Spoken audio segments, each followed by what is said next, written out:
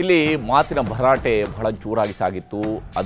ಅದನ್ನು ಮೀರಿಸುವಂತೆ ಇದ್ದಂಥದ್ದು ಭರವಸೆಗಳ ಭರಾಟೆ. ಯಾಕಂದರೆ ಯಾವ್ಯಾವುದನ್ನು ಫ್ರೀ ಕೊಡ್ತೀವಿ, ಯಾವ್ಯಾವ್ರಿಗೆ ಉದ್ಯೋಗ ಕೊಡ್ತೀವಿ, ಎಷ್ಟು ಪ್ರಮಾಣದ ಉದ್ಯೋಗವನ್ನು ಸೃಷ್ಟಿ ಮಾಡ್ತೀವಿ, 25 ದಿವಸದಲ್ಲಿ ಉದ್ಯೋಗ, ಪ್ರತಿ ಮನೆಗೆ ಉದ್ಯೋಗ, 1 ಕೋಟಿ ಉದ್ಯೋಗ, 10,000 ರೂಪಾಯಿಯನ್ನು ಎಲೆಕ್ಷನ್ಗೆ ಮುಂಚಿತವಾಗಿ ಕೊಟ್ಟಿರುವಂತಹ ವಿಚಾರ, ಎಲ್ಲ ವಿಚಾರಗಳ ಬಗ್ಗೆ ಕೂಡ ಬಹಳ ಚರ್ಚೆ ಆಗಿದ್ದಾವೆ. ಬಿಹಾರದಲ್ಲಿ 2005ರಲ್ಲಿ ದೊಡ್ಡ ಪ್ರಮಾಣದಲ್ಲಿ ಮತದಾನ ನಡೆದಿತ್ತು. ಅದಾದ ನಂತರ 20 ವರ್ಷಗಳ ನಂತರ ದಾಖಲೆಯ ಮತದಾನ ನಡೆದಿದೆ ಅಂತ ಹೇಳಿದರೆ ದೊಡ್ಡ ಸಂಖ್ಯೆಯಲ್ಲಿ ಜನ ಆಚೆ ಬಂದು ಮತ ಹಾಕಿದ್ದಾರೆ. ವಲಸಿಗರ ಸಂಖ್ಯೆಯನ್ನು ಲೆಕ್ಕ ಹಾಕಿದಾಗ ಆ ರಾಜ್ಯದಲ್ಲಿ ಸರಿಸುಮಾರು ಅರ್ಧದಷ್ಟು ಭಾಗದ ಜನ ವಲಸೆ ಹೋಗ್ತಾ ಇದ್ದಾರೆ ಅನ್ನುವಂಥದ್ದನ್ನು ಅಂಕಿಅಂಶಗಳು ಹೇಳ್ತಾ ಇದ್ದಾವೆ. ರಿಜಿಸ್ಟರ್ಡ್ ಕಾರ್ಮಿಕರು ಆಗಿ ಕೆಲಸ ಮಾಡ್ತಾ ಇರುವಂಥದ್ದು, ಅಂದರೆ ನೋಂದಾಯಿತ ವಲಸೆ ಆಗಿರುವಂಥವರು ಅನ್ನುವಂಥದ್ದನ್ನು ಅಂಕಿಅಂಶಗಳು ಹೇಳ್ತಾ ಇದ್ದಾರೆ.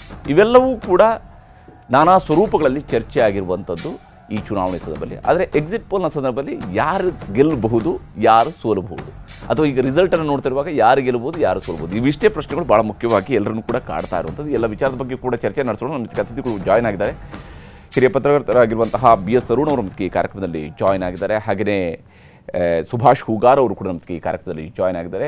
ಕಾಂಗ್ರೆಸ್ನ ವಿಧಾನ ಪರಿಷತ್ ಸದಸ್ಯರಾಗಿರುವಂತಹ ರಮೇಶ್ ಬಾಬು ಅವರ ಜೊತೆಗಿದ್ದಾರೆ ಮತ್ತು ಭಾರತೀಯ ಜನತಾ ಪಕ್ಷದ ವಿಧಾನ ಪರಿಷತ್ ಸದಸ್ಯರಾಗಿರುವಂತಹ ಕೇಶವ್ ಪ್ರಸಾದ್ ಅವರು ಕೂಡ ನಮಗೆ ಕಾರ್ಯಕ್ರಮದಲ್ಲಿದ್ದಾರೆ. ಮಾತನ್ನು ನಾನು ಕೇಶವ್ ಪ್ರಸಾದ್ ಅವರ ಮೂಲಕವಾಗಿಯೇ ಆರಂಭಿಸ್ತೀನಿ. ಆಡಳಿತದಲ್ಲಿರುವಂಥವರು, ಸರ್ಕಾರವನ್ನು ನಡೆಸ್ತಾ ಇರುವಂಥದ್ದು 20 ವರ್ಷದ ಅವಧಿಯಲ್ಲಿ ಆ ಕಡೆ ಈ ಕಡೆ ಅಂತೇಳಿ ಹೋದರೂ ಕೂಡ ಸುಮಾರು 10-12 ವರ್ಷಗಳಿಗಿಂತ ಹೆಚ್ಚಿನ ಅವಧಿಯಲ್ಲಿ ಅಧಿಕಾರದಲ್ಲಿ ಇದ್ದೀರಿ. ಕೇಶವ್ ಪ್ರಸಾದ್ ಅವರೇ, ಯಾವ ಸ್ವರೂಪದಲ್ಲಿ ಈ ಬಾರಿಯ ರಿಸಲ್ಟ್, ಸುಶಾಸನ್ ಮತ್ತೆ ಬರುತ್ತಾ, ಮತ್ತೆ ಅಧಿಕಾರ ತಂದುಕೊಡುತ್ತಾ? ನಮಸ್ಕಾರ. ಈ ಚರ್ಚೆಯಲ್ಲಿ ಭಾಗವಹಿಸ್ತಾ ಇರುವಂಥದ್ದಕ್ಕೆ ಮತ್ತು ಕರೆದಿರೋದಕ್ಕೆ ನಾನು ಆಭಾರಿಯಾಗಿದ್ದೇನೆ. ಈ 20 ವರ್ಷಗಳ ಅಧಿಕಾರದಲ್ಲಿ ನಾವು ಸರಿಸುಮಾರು ಒಂದು 16 ವರ್ಷ ಅಧಿಕಾರದಲ್ಲಿ ಇದ್ದೀವಿ ಅಂತಲೇ ಅಂದ್ಕೊಳ್ಳೋಣ, ಒಂದು 2-3 ವರ್ಷ ಅಂದ್ಬಿಟ್ಟು.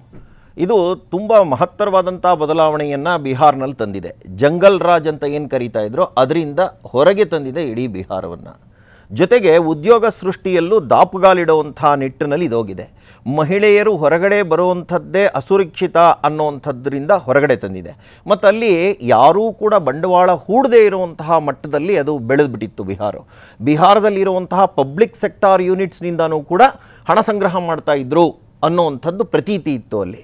ಮತ್ತು ಅವರ ಸ್ಕ್ಯಾಮ್ಗಳನ್ನು ಲೆಕ್ಕ ಹಾಕ್ಕೊಂಡ್ರೆ ಫಾಡರ್ ಸ್ಕ್ಯಾಮ್ನಿಂದ ಹಿಡಿದು ಅವರು ಯಾವ್ಯಾವುದ್ರಲ್ಲಿ ಕೈ ಇಡ್ತಾ ಇದ್ರೋ ಅದು ಎಲ್ಲದಲ್ಲೂ ಕೂಡ ಸ್ಕ್ಯಾಮ್ ನಡೀತಾ ಇತ್ತು. ಮತ್ತು ಅವರು ಕೇಂದ್ರದ ಮಂತ್ರಿ ಆಗಿದ್ದಾಗಲೂ ಕೂಡ ಬಿಹಾರನ್ನ ಯಾವುದೇ ರೀತಿಯಾದಂಥ ಅಭಿವೃದ್ಧಿ ಪಥದಲ್ಲಿ ತಗೊಂಡೋಗುವಂಥ ಪ್ರಯತ್ನಕ್ಕೆ ಕೈ ಇಟ್ಟಿರಲಿಲ್ಲ. ಈ 16 ವರ್ಷ ಅಥವಾ 20 ವರ್ಷ ಆಡಳಿತ ನಡೆಸಿದ ನಂತರವೂ ಕೂಡ 20 ವರ್ಷದ ಹಿಂದಿನವ್ರ ಬಗ್ಗೆ ಮಾತಾಡಿದೆ ಆಯಿತು ಹೊರತು 20 ವರ್ಷದಲ್ಲಿ ಆಡಳಿತ ನಡೆಸಿರೋದ್ರ ಬಗ್ಗೆ ಮಾತಾಡುವಂಥದ್ದು ಏನೂ ಉಳಿದಿರಲಿಲ್ವಾ ಕೇಶವ್ ಪ್ರಸಾದ್ ಅವರು? ನೋಡಿ, RJDಯ ಪೂರ್ತಿ ಟಿಕೆಟ್ ಹಂಚಿಕೆ ಮಾಡಿರುವಂಥದ್ದು ಯಾರು? ಇದೇ ಲಲ್ಲೂ ಪ್ರಸಾದ್ ಯಾದವ್. ಮಗನಿಗೆ ಯಾವುದೇ ರೀತಿಯಾದಂಥ ಅಧಿಕಾರವನ್ನು ಅವ್ರು ಕೊಟ್ಟಿರಲಿಲ್ಲ. ಲಲ್ಲೂ ಪ್ರಸಾದ್ ಯಾದವ್ ಅವರಿಗೆ ಕಾಲು ಮುಗಿದೇನೆ ಅವರೆಲ್ಲರೂ ಕೂಡ B ಫಾರಂ ತಗೊಂಡಿದ್ದು. ಅಂದರೆ ಏನು, ನೇಪಥ್ಯಕ್ಕೆ ಸರಿದಿದ್ದಾರೆ ಅಂತ ಅಂದ್ಕೊಂಡ್ರೂ ಕೂಡ ಅದು ನೆಪ ಮಾತ್ರಕ್ಕೆ. ಅವರು ಜೈಲಿನಲ್ಲಿದ್ದು ಬೇಲ್ ಮೇಲೆ ಬಂದು ಈವಾಗಲೂ ಕೂಡ ಯಾರಿಗೆ ಟಿಕೆಟ್ ಕೊಡಬೇಕು ಅನ್ನುವಂಥದ್ದನ್ನು ನಿಶ್ಚಯ ಮಾಡ್ತಾರೆ ಅಂದರೆ ಎಲ್ಲವನ್ನೂ ಕೂಡ ಮಾಡುವಂಥದ್ದು ಲಲ್ಲೂ ಪ್ರಸಾದ್ ಯಾದವ್ ಅವರೇ. ಹೊಸ ಮುಖ ಅಂಥೇಳಿ ಮಗನ ಇಟ್ಕೊಂಡಿದ್ದಾರೆ. ಮಗನಿಗೆ ಯಾವುದೇ ರೀತಿಯಾದಂಥ ಅಧಿಕಾರ ಆಗಲಿ, ಯಾರಿಗೆ ಟಿಕೆಟ್ ಕೊಡಬೇಕು ಅನ್ನೋದಾಗಲಿ, ಅಲ್ಲಿ ಏನು ಮಾಡಬೇಕು ಅನ್ನೋಂಥದ್ದಾಗಲಿ ಅವ್ರದ್ದು ಯಾವುದೇ ರೀತಿಯಾದಂಥ ಸೇಹಿಲ್ಲ.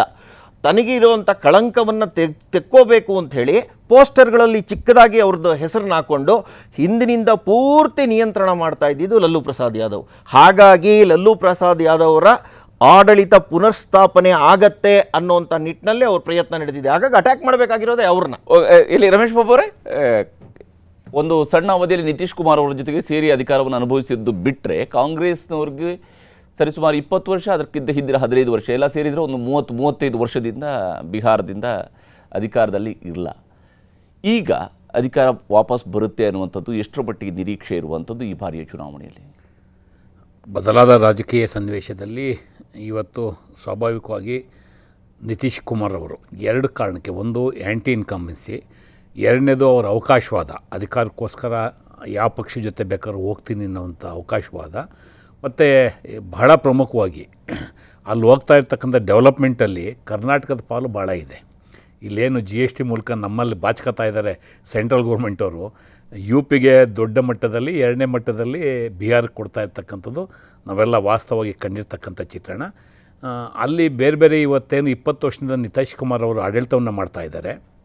ಯಾವತ್ತೂ ಸಹ ಜಂಗಲ್ ರಾಜು ಅಂತೇಳಿ ಮೇವು ಹಗರಣದಲ್ಲಿ ಲಲ್ಲು ಅವ್ರನ್ನ ಜೈಲಿಗೆ ಕಳಿಸಿದ್ದಾದ ಮೇಲೆ ಇದುವರೆಗೂ 20 ವರ್ಷ ಅವರೇ ಅಧಿಕಾರ ಮಾಡಿದ್ರು ಏನು ಬದಲಾವಣೆಗಳಾಗಿಲ್ಲ. ಇವತ್ತು ಸಹ ಬಿಹಾರಿಗಳು ಉದ್ಯೋಗವನ್ನು ನಡೆಸಿ ಆಚೆ ಬರುವಂಥ ಪರಿಸ್ಥಿತಿ ಇದೆ.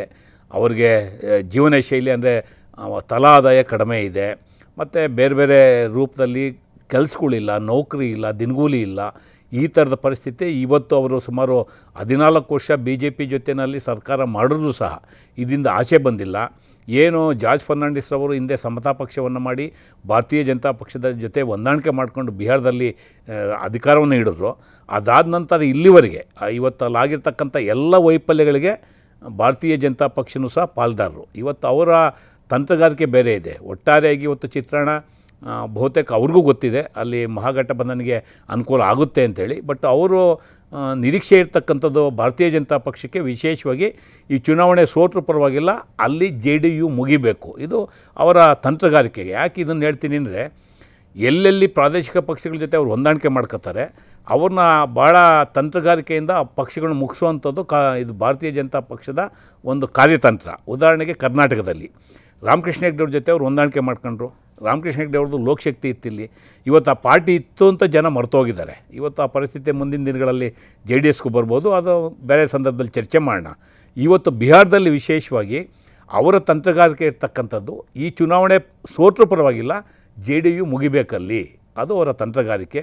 ಬೇರೆ ಬೇರೆ ಕಾರಣಕ್ಕೆ ಅವರು ಅದನ್ನು ಸಫಲತೆಯನ್ನು ಕಾಣ್ತಾ ಇದ್ದಾರೆ. ಇವತ್ತು ಅಲ್ಲಿ ಏನು ಮಹಾಗಠಬಂಧನ್ನಲ್ಲಿ ತೇಜಸ್ವಿ ಯಾದವ್ರವರು ಮಾಡ್ತಾ ಇರ್ತಾರೆ. ಹಾಗೆ JDU ಸೋತ್ರ ಪರವಾಗಿಲ್ಲ, ಅಧಿಕಾರ ಸಿಗದಿದ್ರು ಪರವಾಗಿಲ್ಲ ಅಂದರೆ ಅಷ್ಟೊಂದೆಲ್ಲ ಪ್ರಚಾರ ಯಾಕೆ ಮಾಡ್ತಿದ್ರು? ಪ್ರಧಾನಮಂತ್ರಿ ಅಷ್ಟೆಲ್ಲ ಓಡಾಡಿದ್ದಾರೆ, ಅಷ್ಟೆಲ್ಲ ಪ್ರಚಾರ ಸಭೆಗಳಲ್ಲಿ ಮಾಡಿದ್ದಾರೆ. ಗೆಲ್ಲಿಸಬೇಕು ಅನ್ನೋಂಥ ಕಾರಣ ಅಲ್ಲದೇ ಸ್ವಾಭಾವಿಕ ಅವ್ರ ಪಾರ್ಟಿ ಅಸ್ತಿತ್ವ ಉಳಿಸ್ಕೋಬೇಕಲ್ಲ. ಈಗ ಸಲ ಇವರು BJP ಅವ್ರ ಜೊತೆ ಹೊಂದಾಣಿಕೆ ಮಾಡ್ಕೊಂಡು ಹೆಚ್ಚು ಸೀಟ್ ಪಡೆದಂಥವ್ರು ಯಾರು? ಇವತ್ತು ಯಾಕೆ ಅವರು ಇಷ್ಟು 170 ಸೀಟ್ ಗೆದ್ದರೂ ಸಹ ಅವ್ರ ಪಕ್ಷದಿಂದ ಒಂದು CM ಕ್ಯಾಂಡಿಡೇಟ್ ಅನೌನ್ಸ್ ಮಾಡೋಕ್ಕೆ ಶಕ್ತಿ ಇದೆಯಾ ಅವ್ರಿಗೆ? ಅದ್ರ ಉದ್ದೇಶ ಏನು? ಇವತ್ತು ಸಮಾನಾಂತರವಾಗಿ ಇವರು ಶಕ್ತಿ ಇವ್ರಿಗೆ ಜಾಸ್ತಿ ಇದ್ರೂ ಈಕ್ವಲ್ ಸೀಟ್ ಅವ್ರಿಗೆ ಬಿಟ್ಟುಕೊಟ್ಟಿದ್ದಾರೆ ನಿತೀಶ್ ಕುಮಾರ್ಗೆ. ಕಾರಣ ಏನು? ಭಾರತೀಯ ಜನತಾ ಪಕ್ಷ ಗೆದ್ದಂಥ ಸ್ಥಾನ ಎಷ್ಟು, ಸಲ JDU ಗೆದ್ದಂಥ ಸ್ಥಾನ ಎಷ್ಟು? ಅದನ್ನೇ ಅವ್ರು ಇಟ್ಕೊಂಡು ಬಾರ್ಗೇನ್ ಮಾಡ್ಕೊಂಡು ಒಂದು ಸಲ RJD ಜೊತೆ, ಒಂದು ಸಲ ಇವ್ರ ಜೊತೆ ಮಾಡ್ಕೊಂಡು ಬಂದಿದ್ದಾರೆ. ಬೇರೆ ಬೇರೆ ಕಾರಣ. ಒಂದು ಡೆವಲಪ್ಮೆಂಟ್ ಆಫ್ ಬಿಹಾರು, ಎರಡನೇದು ಏಜ್ ಫ್ಯಾಕ್ಟು. ನಿತೀಶ್ ಕುಮಾರ್ ಅವರ ಪರಿಸ್ಥಿತಿ ಏನಾಗಿದೆ ಇವತ್ತು? ಎಲ್ಲರೂ ಸ್ವಾಭಾವಿಕವಾಗಿ ನೋಡ್ತಾ ಇರ್ತಕ್ಕಂಥದ್ದು. ರಾಜಕೀಯವಾಗಿ ನಾವು ಟೀಕೆ ಮಾಡೋಂಥದ್ದು ಬೇರೆ, ವಾಸ್ತವ ಬೇರೆ. ಬಿಹಾರದಲ್ಲಿ ನಿತೀಶ್ ಕುಮಾರ್ ಅವರು ಬಹುತೇಕ ಅವರ ಕೊನೆಯ ದಿನಗಳನ್ನ ಎಣಿಸ್ತಾ ಇರ್ತಕ್ಕಂಥದ್ದೇ ರಾಜಕೀಯವಾಗಿ ಕೊನೆಯ ದಿನಗಳನ್ನ ಎಣಿಸ್ತಾ ಇರ್ತಕ್ಕಂಥದ್ದು ಎಲ್ಲರೂ ಗೊತ್ತಿರ್ತಕ್ಕಂಥ ವಿಚಾರ. ಸ್ವಾಭಾವಿಕ. JDU ಅಲ್ಲಿ ಮುಗೀತಂದರೆ ಮಹಾಗಠಬಂಧನ್ ಅಥವಾ RJDಗೆ ಪರ್ಯಾಯವಾಗಿ BJP ಉಳ್ಕೋಬೇಕು ಆ ರಾಜ್ಯದಲ್ಲಿ. ಓಕೆ, ಆದರೆ